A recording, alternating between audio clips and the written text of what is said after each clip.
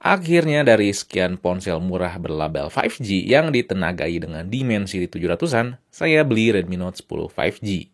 Sebenarnya cuma satu yang buat saya bikin penasaran. Bukan jaringan 5G-nya, tapi si MediaTek Dimensity 700-nya. Oke, sebelum kita review, kita bahas dulu ada apa aja di ponsel Redmi Note 10 5G ini. Oke, di sini Fadil, langsung aja kita bahas.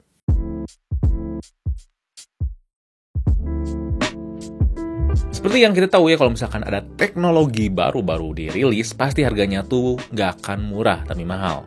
Makanya Redmi Note 10 5G dan ponsel-ponsel murah berlabel 5G lainnya, kalau dibandingkan dengan si varian 4G-nya, banyak spesifikasi yang di-cut atau di-downgrade. Yang pertama yang di-downgrade di Redmi Note 10 5G ini adalah sektor layar. Di sini Redmi Note 10 5G pakai layar dengan ukuran 6,5 inci Full HD+. Emang di sini punya refresh rate 90Hz ya, tapi panelnya tuh IPS LCD, bukan AMOLED kayak Redmi Note 10 atau Redmi Note 10S. Enak atau enggak sih layarnya ini nanti kita bahas di review ya, karena masalah kenyamanan pemakaian layar tuh bukan berdasarkan panelnya apa, AMOLED atau bukan hanya berdasarkan itu. Lalu selanjutnya yang diturunkan itu adalah pengisian daya. Di sini Redmi Note 10 5G punya kapasitas yang sama kayak Redmi Note 10 dan Note 10S, yaitu 5000 mAh. Tapi masalahnya kemampuan pengisian dayanya turun. Di sini cuma 18 watt aja, bukan 33 watt. Masalah kemampuan daya tahan baterainya nanti kita bahas di review apakah awet atau enggak. Lalu ketiga tuh masalah kelengkapan fiturnya. Speakernya tuh di sini sayang banget cuma satu, enggak stereo. Untungnya masih tetap ada infrared, jack 3,5 mm dan NFC ada. Yang di downgrade juga di sini si micro SD-nya nyatu sama slot SIM kedua, enggak triple slot kayak saudaranya, si Redmi Note 10 lainnya. Urusan kamera saya belum bisa bilang ini tuh downgrade atau enggak ya, karena belum dicoba kualitasnya gimana. Tapi kalau secara resolusi doang emang turun ya. Kamera selfie-nya dari 13 megapiksel ke 8 megapiksel. Terus sensor kameranya ini 48 megapiksel dari OmniVision, bukan Sony atau bukan Samsung. Ada makro 2 megapiksel, ada juga depth 2 megapiksel. Buat motong biaya juga di sini Redmi Note 10 5G tuh nggak dibekelin lensa ultra wide.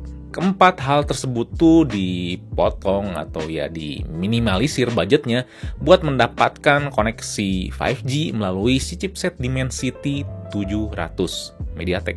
Secara publikasi di sini emang menarik ya, karena ukurannya 7 nanometer yang secara teori tuh seharusnya irit daya tahan baterai.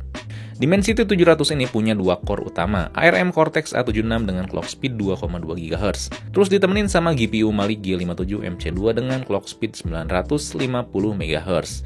Kalau lihat benchmarknya, ini tuh mepet ya sama Snapdragon 720G. Nanti kita coba masalah kesehariannya dan ngegamenya gimana, enak atau enggak. Daya tarik Dimensity 700 ini juga punya modem 5G integrated, yang secara teori harusnya lebih irit daya dibandingkan modemnya yang terpisah. Bisa jaringan 5G dual SIM di sini ya, dan frekuensinya juga cukup lengkap, kalian bisa lihat. Dimensity 700 ini ditemenin sama UFS tipe 2.2 terbaru yang punya kecepatan tulis data lebih cepat dibandingkan pendahulunya si 2.1. Si memori internalnya ini punya kapasitas 128 GB. Lalu ditemenin sama RAM LPDDR4X, yang saya beli ini yang varian 4 GB. Saya penasaran beli base modelnya yang 4/128 GB, apakah worth it atau enggak ya si base modelnya ini? Ataukah ya base modelnya ini emang asalkan ada aja gitu ya, yang penting tuh harganya murah. Apakah seperti itu ataukah enggak gitu? Dan apakah dengan semua yang di-cut yang tadi dibahas ya si spesifikasinya, ini tuh buat worth it si ponselnya atau enggak ya demi si modem 5G dan chipset Dimensity 700 ini? Nanti kita semua bahas ya di review si ponselnya. Sebenarnya saya masih ragu ya sebelum mencoba si Redmi Note 10 5G ini lebih lanjut. Karena udah coba yang varian 4G-nya Note 10 dan Note 10S yang bener-bener asik pengalamannya. Tapi pengalamannya itu saya rasa pasti bakal berbeda karena spesifikasinya tuh ya di-cut sama Xiaomi demi si 5G dan chipset yang barunya ini gitu.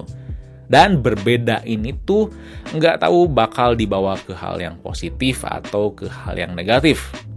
Oke, nanti kita bahas semuanya di review, jadi jangan lupa buat like, share, subscribe Fix Me, lalu nyalain lonceng notifikasinya biar gak ketinggalan review atau video lainnya. Oke, di sini Fadil, peace out.